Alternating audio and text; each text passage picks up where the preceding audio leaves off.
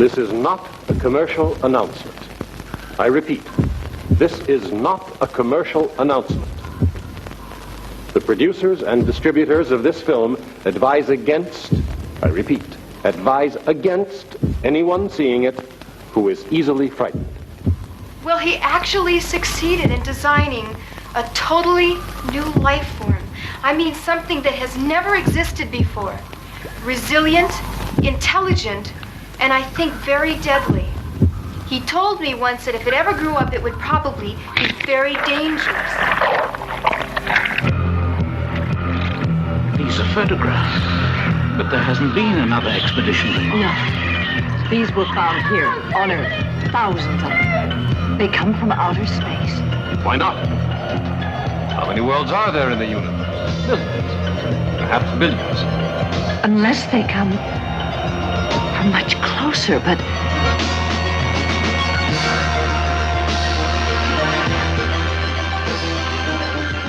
I don't want to do this podcast, so we'll keep it brief and I'll explain along the way. I never had any big plans to do an Aliens podcast. Podcasting takes up a lot of my free time, so I don't get to do a lot of reading solely for pleasure. Aliens became my favorite movie when I saw it in 1986, and I have a strong interest in the franchise, but I never successfully made the leap into reading the extremely successful and long-lived comic adaptation. I mean, think about it. How many media licenses have decades of near-continuous publication in this industry? Conan, Star Wars, Star Trek, Transformers, Doctor Who. I'm not used to properties I have a passion for having that broad of an audience. But still, with the comics, I'd repeatedly faltered in buying the floppies. And I had little interest in the Dark Horse omnibuses with their puny trim size and funky collation. I'm at a place where I can afford real omnibuses. The ones built like a family Bible that weigh as much as a medium-sized dog. The new Marvel editions were hardcover, impressively comprehensive, loaded with extras and rarities, topped with new cover art. That said, the goddamn things are still $125 retail, and I wasn't going to buy them indefinitely for posterity. Committing to finally reading these stories in chronological order and absorbing that effort into my podcasting just seemed like the best way to complete a task. This becoming the first Rolls Behind podcast to come out on a reliable schedule since we abandoned the weekly format for the Marvel Superheroes podcast was a happy accident. A big help was this being our first hybrid podcast, where I can go back and forth between solo and collaborative episodes. Trust that I could have gotten Spawnometer out 12 times a year if I'd adopted the format sooner.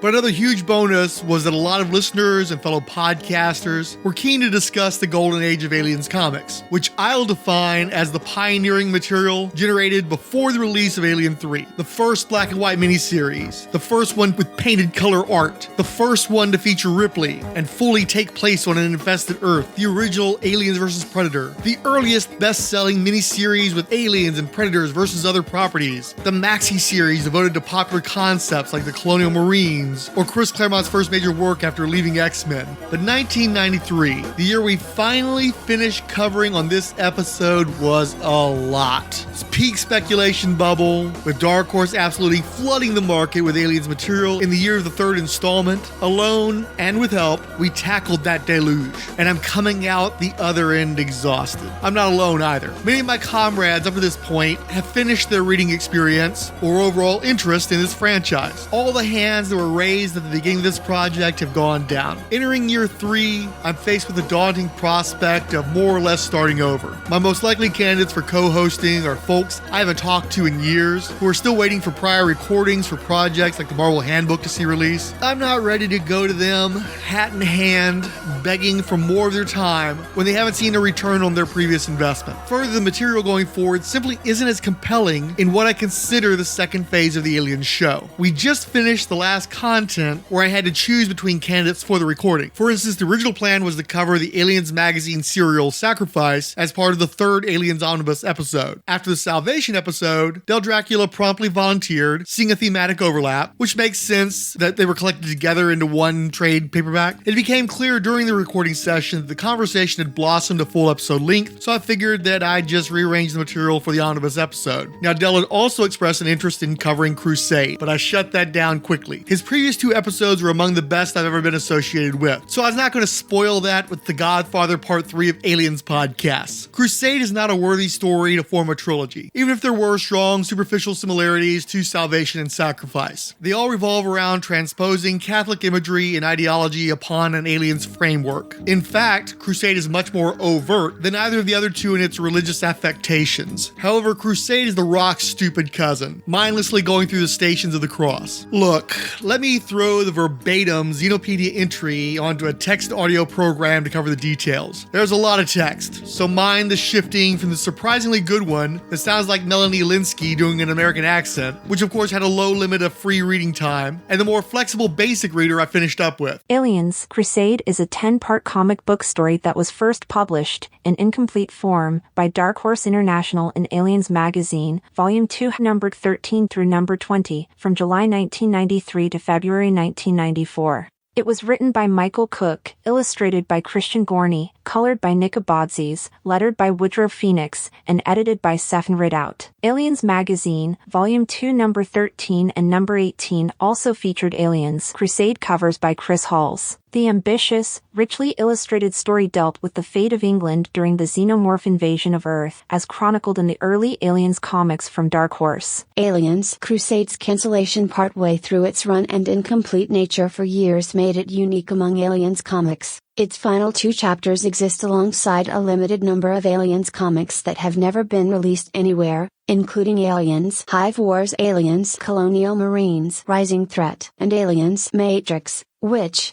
like Crusade, was curtailed by the cancellation of Aliens Magazine. Originally, only the first 8 parts of the comic were published. The 9th and 10th installments were set to appear in Aliens Magazine, Volume 2, number 21 through number 22, but were delayed until issues 23 to 24 to allow the artists extra time to complete them. Aliens Magazine was then cancelled after issue 22 as Dark Horse International, the company responsible for publishing the magazine, went out of business. This left the remaining 2 episodes of the comic unpublished, and for years Crusade was unique among Aliens comics in that it was an incomplete, unfinished story. The missing conclusion remained unreleased for some 28 years until Marvel Comics included the complete story in their Aliens, the Original Years Volume 2 collection in 2022. The previously unreleased section was presented in black and white, as the art for the finale was never colored before the series was cancelled. My primary motivation for buying Marvel's Aliens, the Original Years Omnibus Volume 1, was the inclusion of the newspaper serial Countdown, the trading card story alone, and especially the Space Marines mini-comics packaged with the Kenner action figures. Yes, I'd always wanted to read all the Aliens material I'd passed on in the crummy little Dark Horse wannabe collections, but having those rarities and a high-quality presentation sealed the deal. I started this show to motivate myself to read enough of that first volume to ensure that sinking dough into the second wasn't a foolish waste of money. I had always wanted to read Colonial Marines, but again, what sealed the deal was Crusade. Not only had that story never been reprinted outside the relatively rare Aliens magazine, but it had never been printed in full at all until Marvel's second omnibus. According to Comic Vine, there was a trade in 2013, but it looks more like a digital download from Dark Horse, and certainly isn't available anymore. There was no alternative, as I had to tell Odell repeatedly, because he really wanted that trilogy. It's $39.99 digitally for Kindle and Comixology, $125 cover price on the hardcover, though Amazon has added a premium to the tune of $139.99. I got a good deal on mine by pre-ordering, paying no more than a C note, but that's still a lot of cheddar for what I got. Of the material in this volume that we've covered so far, I will at most reread Salvation and Sacrifice, Rogue and Labyrinth, all available elsewhere for much cheaper. I'm not sorry that I own the volume, as it's handsome with its sibling on my bookshelf, and I'm glad that I could be comprehensive in our coverage. That said, I barely got through Crusade the first time, and knowing that now, I'd have maybe gone with a digital download or skipped it entirely. The writing on the early chapters is atrocious. I wasn't certain I would even finish it the first time. Michael Cook had apparently done a strip in 2000 AD called Dead Meat that was well enough received to be reprinted stateside by Fleetway Quality as a 3-issue miniseries. Earlier that same year, 1991, he'd done a 6-installment strip in Crisis called The Real Robin Hood that apparently didn't rate the same treatment. With no work released in 1992, Crusade was his first and last follow-up in the comics field. He supposedly moved into television and film film, but IMDb has no evidence of this. Plot synopsis reads, Earth War. The very thought of it still brings fear to the hearts and small pockets of humanity which survived the global xenomorph infestation. The fear, rage, and greed of MineCorp and its high-paid, high-tech unit of elite corporate mercenaries offer an aliens cleanup service for the right price. After nuking and mopping up a swarm of bugs in the Middle East, the triumphant hired guns return to home base where they're given their next assignment. It appears that one city, on a small mining island off the west coast of Europe,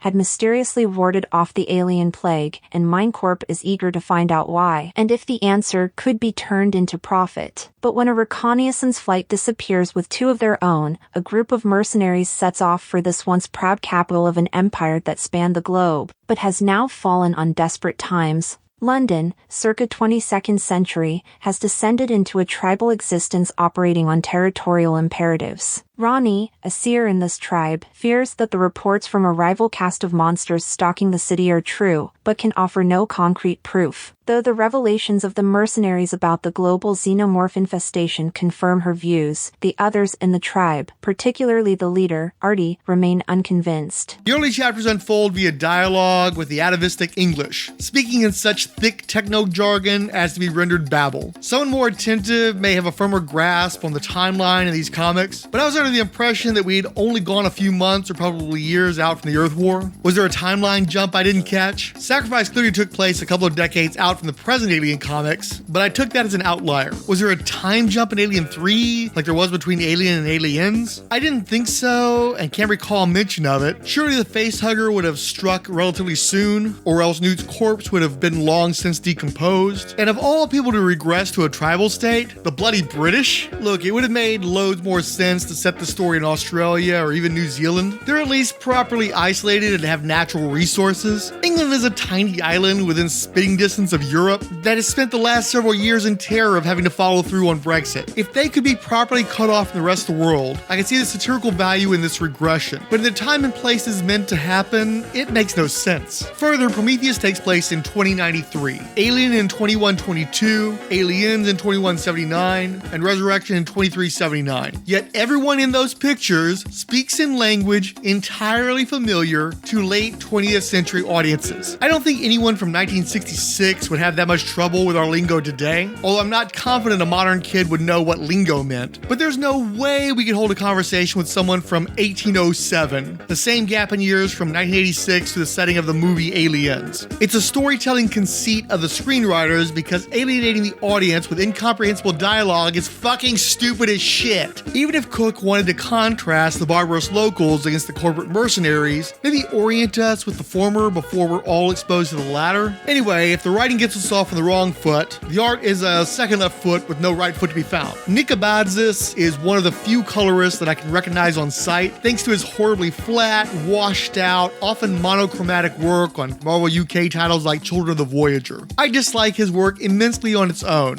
and it outright sabotages any chance for Christian Gorny to make a good impression either. Gorny had done some work on the German edition of Heavy Metal, along with similar magazines in his native country. His early installments on Crusade look extremely undercooked, more like layouts with missing elements and little to no backgrounds. A good colorist could have smoothed over some of those mistakes and oversights, but Abadzis actually highlights them by not even trying to figure out what Gorny was failing to render. That, and he's going in with extremely early computer coloring effects to spray paint shadows over Gorny's facial lines. On top of all of this, most of the events take place in a barren desert, with the non-natives being soldiers in identical paramilitary gear and gas masks with red lenses. Everybody is hunk from Resident Evil 2. And again, this is meant to be England, although that will become a saving grace as the story progresses. Meanwhile, the mercenaries have arrived in London in an armored personnel carrier, which provides a very real threat to the low-tech locals who go on the offensive, stranding the vehicle on a motorway ledge. Come nightfall, a group of cloaked men abduct some villagers and transport them to an ominous cathedral in the center of the city. En route, one of their party is attacked by a facehugger and the stricken individual is handed over to the church's archbishop, who drags him up to the cathedral's tower. Come nightfall, a group of cloaked men abduct some villagers and transport them to an ominous cathedral in the center of the city. En route, One of their party is attacked by a facehugger and the stricken individual is handed over to the church's archbishop, who drags him up to the cathedral's tower. There, the doomed soul comes face to face with an alien queen, just as a chestburster erupts from his sacrificial body. Back at the village, the tribe's people accuse the outsiders of causing the disappearance of their fellow villagers, and place them in chains. Ronnie doesn't accept this and helps them escape, joining the spacemen in their mission to unlock the sinister secrets of the city, which may also help her find her missing soulmate, Martha. They flee on stolen horses and head for cover in the city's long-disused transport tunnels. A surprise sniper attack eliminates Mine Corp's Huxley, but the others finally find refuge in the tunnels, or so they think. A sort of medieval civilization exists further inland, and once we have recognizable structures, the artist demonstrates some proficiency with architecture. You got a priest with his funny little pope hat and dudes in cloaks, and he finally gets some differentiation. From part 3, the artist discovers Liam Sharp, and to some degree becomes a different illustrator. For no clear reason other than the artist got sick of drawing them, the corporate soldiers are captured and forced to doff all their clothes by the tribesmen. Then they get accused of kidnapping the people the robe guys have made off with, and they all have to sneak off with the one sympathetic native woman with red hair. So now everybody's in loincloths or underwear, and the main way to tell the two groups apart is that one wears helmets and carries what advanced weaponry they can scramble out with. Also, everybody has fit gym bodies, something Christian Gorny channeling Liam Sharp can draw attractively, if not fully competently. You still can't tell people apart, and all these mostly naked dudes with guns feels like a gay porn parody, but at least only one person is still speaking in pure gibberish. Chapter by chapter, you can see the artist incorporating more and more Liam Sharp into his work, until all the women look like Jim Lee's Jean Grey. My mind went mushy after a while, but I think the two missions were to rescue some guy's wife and to learn the secret of why the aliens didn't thrive in England. Maybe the guy dies, I think the wife lives. Again, the women look alike, and there was a cliffhanger in one chapter that indicated she was exposed to a facehugger. Oh, and about that, England is rotten with xenomorphs. The big secret is that the priest guy was somehow containing an alien queen and her brood in a church tower for long enough for British society and language to backslide centuries?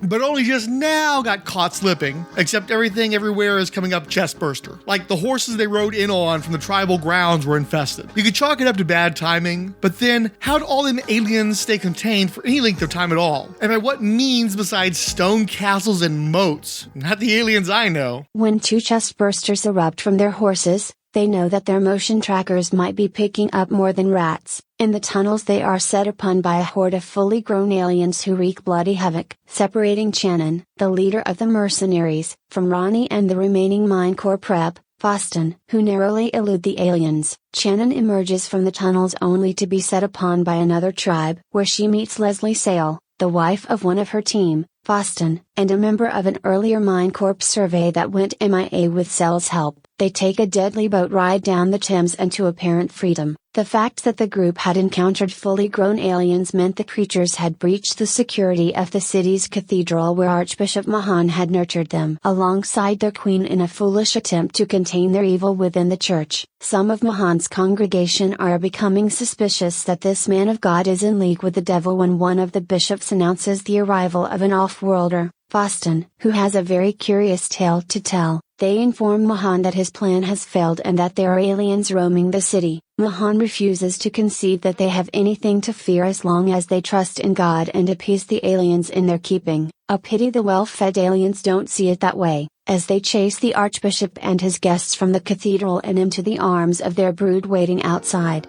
In the end, everything descends into chaos, and an undifferentiated nudity militia blasts its way out of the church. The priest that was able to hang with and sort of worship the alien queen, while feeding her nest random victims as a sort of tithe, tries to peacefully stand by his mother god, but in the excitement a facehugger lands on him. Besides being another story, taking clear cues from the various Alien 3 screenplays involving religious themes and monks, Crusade also seems to be borrowing elements from Salvation and Sacrifice, the way the artist is stealing wholesale from Liam Sharp. The color finally goes out, even though a Marvel intern could have done spot fills one afternoon, and it would have been at least comparable to Abadzis's quote-unquote effects. A couple of Baywatch babes, I think the female lead and the rescuee, and a random mercenary dude with a mustache. Oh wait, that's the husband, so it's the husband and the wife. Okay, yeah, that's right. They make it to a small motorboat as the church explodes in the distance. I don't recall if there was something in the place that could explode, but I now know what an Andy Sidaris directed alien movie would have looked like. You'll have to ask someone more on the ground if that ending was worth waiting 30 years for, but I'd guess nobody was actually waiting for resolution, magazine subscriber or no. That's nearly 100 pages of my life that I'm never getting back. Cook and Gorny were scheduled to be the creative team on the Marvel UK title Gene Machine, but just as the Crusade chapters were delayed until Dark Horse International's collapse, the glacial pace of the arts production kept it out of public view until Marvel UK followed them into oblivion. Now that is the proper ending to an Alien tale, with the threat narrowly averted via the catastrophic destruction of a capitalist enterprise, nuked from orbit. Only way to be sure. Okay, so we've established the Crusade is a relatively rare story that was not reprinted from its debut in 1983 until last year. I considered calling in Billy Hines, who had also wanted to chat about salvation and sacrifice, to give him a forum, and then inserting my Crusade material in afterwards. Still, that didn't seem fair to either Billy or Dell, and I've already got something lined up with Hines for next month. It was also weird to start an omnibus with a story only I had read. My recollection was that Billy had not bought any of the UK Aliens magazines, and I frankly don't know who did, so that wasn't really an angle. And again, the story is D-U-M-B dumb, so why inflict that on others?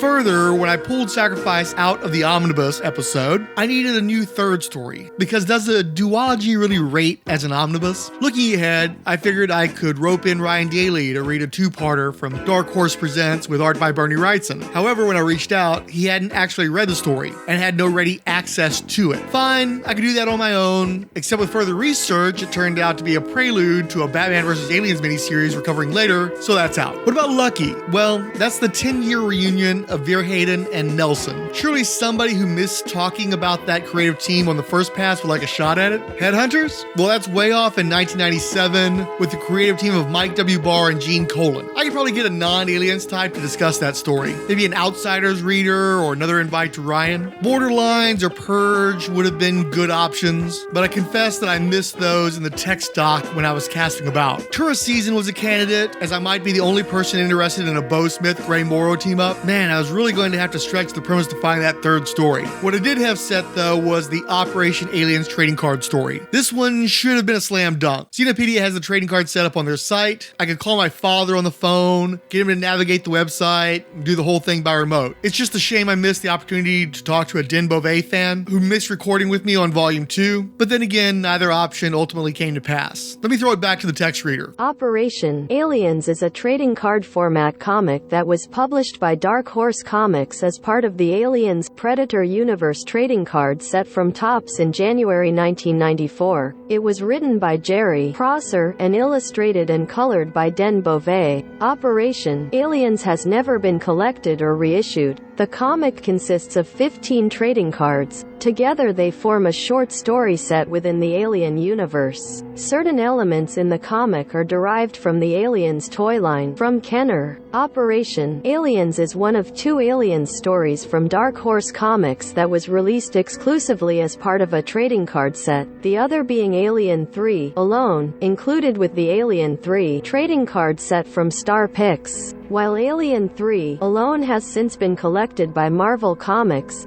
Operation Aliens remains exclusive to the Aliens Predator Universe trading cards. Among the elements taken from the Aliens toy line from Kenner are the special equipment used by some of the Marines, and xenomorphs adopting traits from a variety of different hosts. Operation Aliens is notable as one of the few Aliens stories to depict the scientific procedure of gene splicing to create spliced xenomorphs. Gene splicing is also a plot device in Aliens, Rogue, and 2 Aliens crossover series. Batman, Aliens 2 and Predator vs. Judge Dredd vs. Aliens, Splice and Dice. References made in the card's story include the Grant Corporation from Aliens, Genocide, Prometheus, and a reference to a previous encounter the Colonial Marines had with xenomorphs on the planet, Arcturus 4, an obvious nod to Frost's line about Arcturians in the film Aliens. In reality, Arcturus is the 4th brightest star in the night sky. Plot: scientists studying the xenomorphs at Grant Corporation Station 13 send out a distress call when their specimens get loose and begin rampaging through the base. Video uplink. Emergency channel. Priority blue. Code op Prometheus. Transmission contents as follows. My God! This is Grant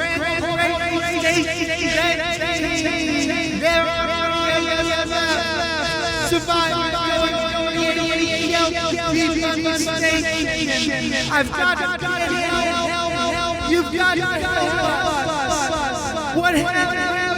End transmission. The signal is passed on to Lieutenant Roberta Benitez of the United States Colonial Marine Corps, who is ordered to mount a rescue and sterilization mission. Lieutenant Benitez cleared her throat, still dry and chalky from an extended hypersleep. There you have it, folks. Last message I have received from Station 13. Control hasn't monitored any transmission since this one, but Control wants inspection and possible sterilization. Any questions? Corporal Simmons asked. What are the chances we'll find these survivors? With a practiced but tenuous calm, Lieutenant Benitez said, Slim. A while back, I was on a survey mission with a group of corporate techs. People started disappearing, 1 or 2 a night. Suddenly, after a week, only 4 of us were left. Then they came, and I was the only survivor. Benitez and her Marines land on the moon base and begin the search for survivors. Grant Corporation Station 13 was on a moon in a mostly unsurveyed sector. The atmosphere was breathable, but tasted of copper and lemons. Everybody maintain personal locator and radio contact. I don't want anybody getting separated. Benitez said. Anderson, dust off as soon as we were clear. Be here ready for pickup. Looks like a real war zone. Simmons said. Benitez felt an old fear prick at the dead nerves of her scarred face. Some kind of molecule acid. The creatures use it for blood. Don't get any on you, believe me. Laswell spoke up. Can the chair, Marines? I'm picking up movement on my tracker. They are soon attacked by xenomorphs and forced deeper into the complex, taking casualties along the way. Benitez only saw a hint of shadow out of the corner of her eye, blacker than black, before the creatures fell on the squad with a silent, primal ferocity. The Marine's pulse rifle broke the silence and the dark, but the creatures kept coming. Go! I'll follow! Simmons yelled as he opened fire. The way out was blocked. Simmons knew the squad's only chance was to head deeper into the complex. Simmons knew he wouldn't be joining them, but felt a cold anticipation as he prepared to sacrifice himself for his friends. He wouldn't go without a fight. Benitez saw Laswell and Simmons fall, but they bought the squad time to escape. As Benitez ran deeper into Station 13, some of the creatures followed, but they looked different than what she had encountered on Arcturus 4. Something familiar about them: a bull, a gorilla, a snake. What happened on Station 13? Several of the aliens they encounter are strange, new forms resembling bulls, gorillas, and snakes, created by the scientists through gene splicing. Percy was at the computer. I've managed to seal the lab, Lieutenant, he said. Benitez checked one of the scientists. This one is alive, Burley. Percy, can you find us a way out of here? There's an access tunnel on the other side of the lab. I've also found files on gene splicing and these creatures. Benitez understood. Had Grant Corporation attempted to alter the genetic structure of the xenomorphs, domesticate them, these scientists would never understand that pure hunger could never be controlled or imprisoned. It would always find a way to escape. As if to prove her correct, Benitez spun as she heard the sound of shattering glass. Benitez and her men moved through the access corridor Percy had found on the lab's computer, only to realize they were passing through the egg chamber of an alien hive. Percy used his flamethrower on the Queen. Her screams were terrible. Benitez signaled to Anderson in the dropship. They make it to the dropship and take off. Percy was the last to reach the dropship. I've set fire to the whole works, he said. How do you like your eggs cooked, Commander? Benitez doubted that she'd ever eat an egg again. Anderson, get on the horn to Control. I want permission to nuke the site from orbit. Benitez didn't have long to wonder about the military's connection to Station 13. Control quickly granted permission for sterilization. It wouldn't look good to the folks back home if word got out about genetic experiments with aliens. As Anderson armed the missiles, a shadow fell over the ship. A flying queen. The queen attacked the flying object. Retribution for the terrible, burning deaths of her beloved offspring. Retribution for the obscene manipulation of her brood by the soft ones. Anderson banked the ship, bringing the forward missiles into firing position, and fired. The screams of the burning queen were lost in the moon's coppery air. The pilot successfully kills the creature with missiles before returning to their starship in orbit and destroying Station 13 with a nuclear strike. Benitez sends off her mission report. Mission log. Lieutenant Roberta Benitez, 2 good men dead. Sterilization complete. When will we learn? End of report. End of transmission.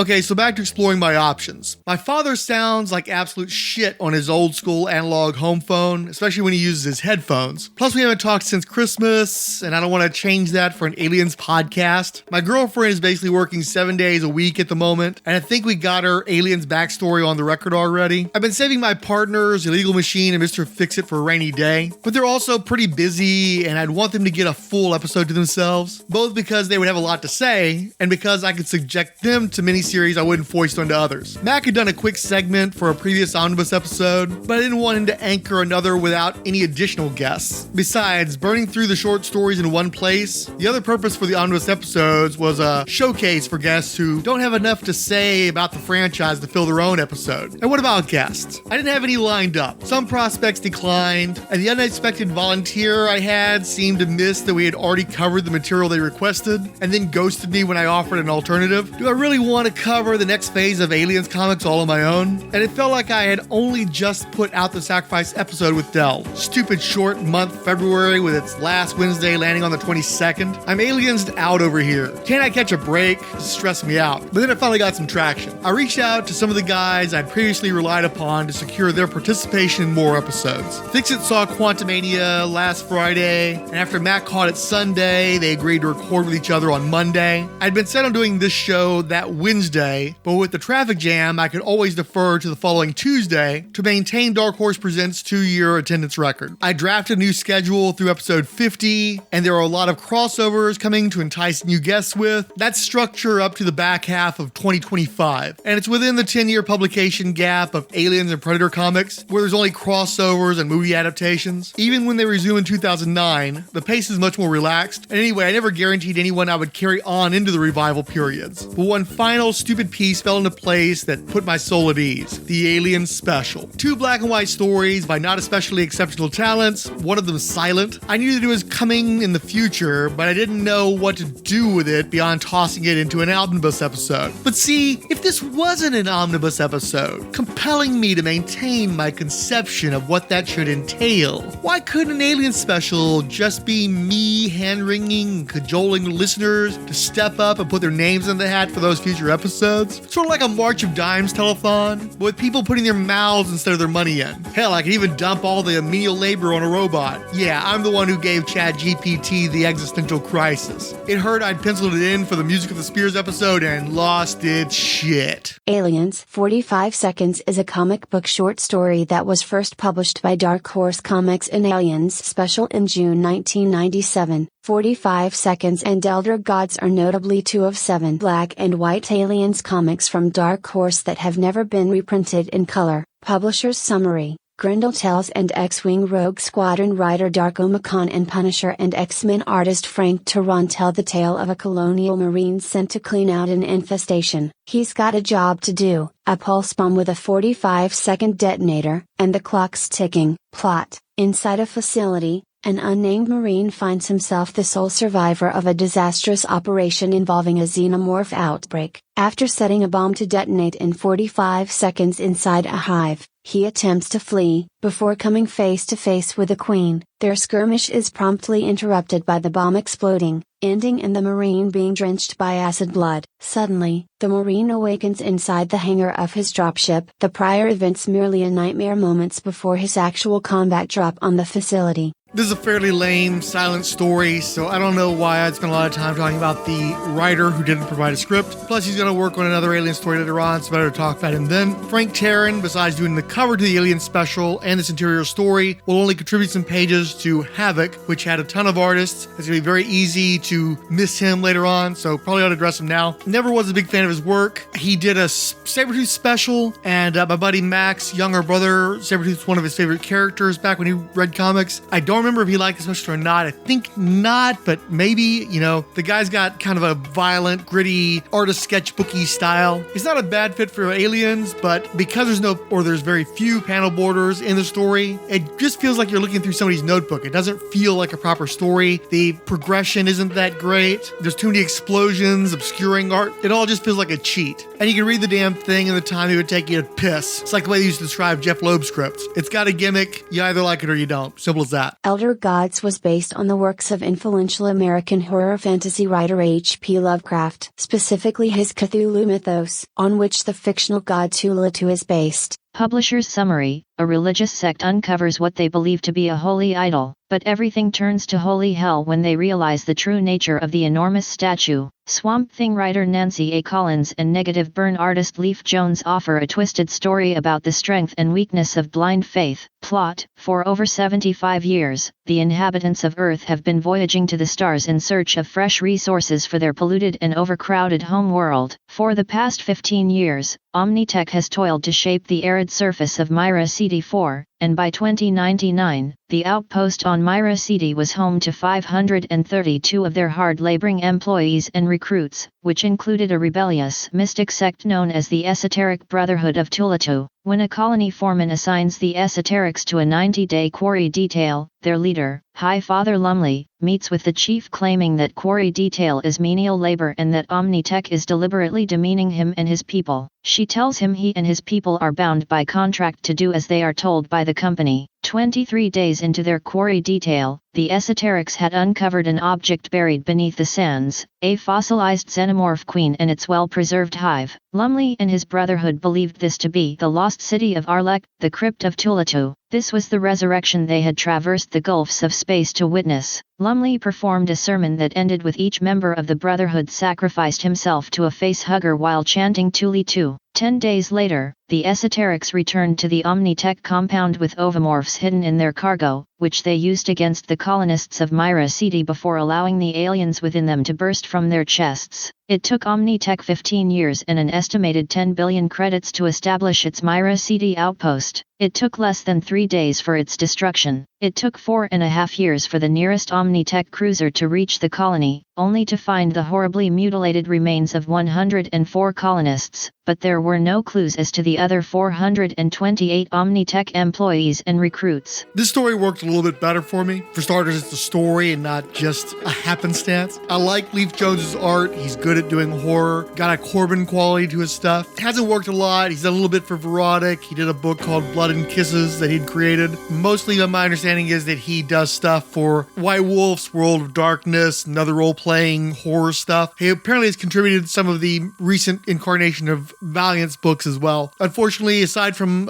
some pages in Havoc, he doesn't do anything else with aliens or much else in general. Nancy A. Collins I'm a little bit more familiar with. She was one of the few female writers working in comics in the late 80s, early 90s. I know I read some of her Swamp Thing stuff. She worked a lot more for Verotic. In particular, she had the Sunglasses After Dark series, which I want to say was an adaptation of a novel series that she had done. And most of her work in comics has been related to horror. She did Tops's Jason vs. Leatherface miniseries. She did do a Predator miniseries, Hell Comes a Walkin', which I think is set during the American Civil War. She had a book called Dampier for Vertigo. Vague to remember that one. I might have read it. Definitely I would have read her story from Harlan Ellison's Dream Corridor. I was following that book. But again, I think besides Sunglasses After Dark, probably more so in fact, she's known for being one of the Swamp Thing writers. Had a fairly long run, a couple of years. Problem being is she was the writer who was doing the book when it transitioned from just a mature reader's title within the DC universe to the Vertigo and going beyond that partition that was created back in the early 90s. The thing is Swamp Thing needed to be a Vertigo book at that time because it just had no traction, no heat. Collins presided over a period of Swamp Thing where it was sort of post-relevant. There were people who read Swamp Thing that I think were fans of hers, but it just nothing seemed to come out of that period that lit up the fan base. The transition to Vertigo didn't seem to really catch fire, and so it seems like she's sort of contributed to the long, slow death of that title. But interesting idea to have the Lovecraft element mixed into Aliens, especially because Geiger probably borrowed from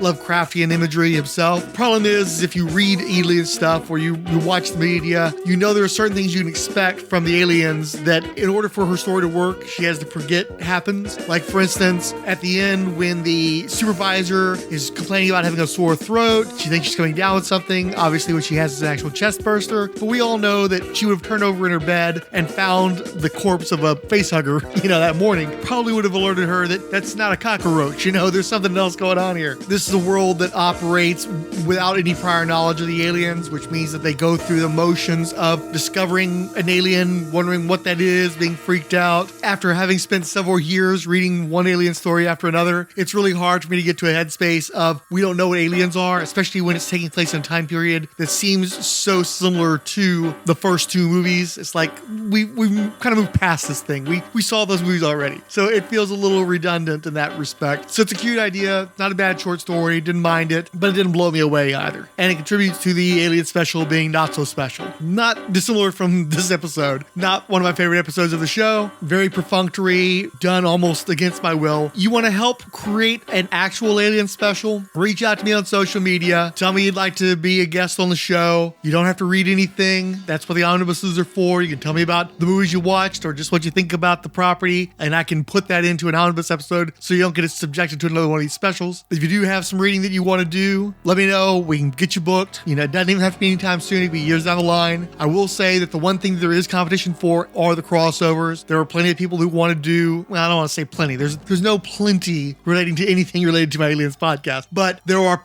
a number of people, generally speaking, who have at least expressed an interest in doing a crossover episode. If you want to maybe do one of the lesser Aliens books to sort of earn your credits to get to do one of the more sought after ones, then that's one way to go. So just like I said, reach out, because without folks like you, you're stuck with shows like this.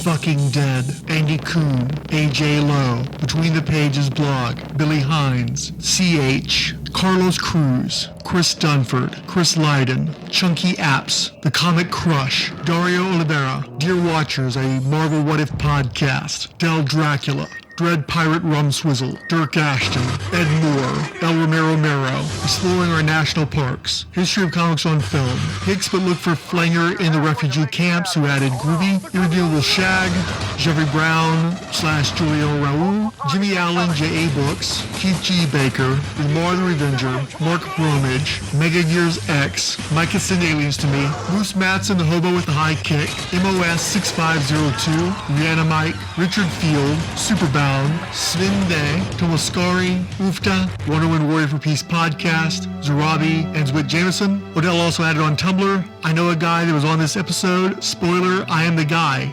Alien Sacrifice is a great horror comic and you should read it. And he added on Twitter, good news, Rolled Spine let me back on the Dark Horse Presents Aliens podcast to walk through Alien Sacrifice, get your religious baggage, your cognitive bias, and chuck them out the window. This has been a Rolled Spine podcast. All audio samples are believed covered under fair use laws. No copyright infringement is intended. Coming in March, Dark Horse presents Predator Omnibus with guest Billy Hines.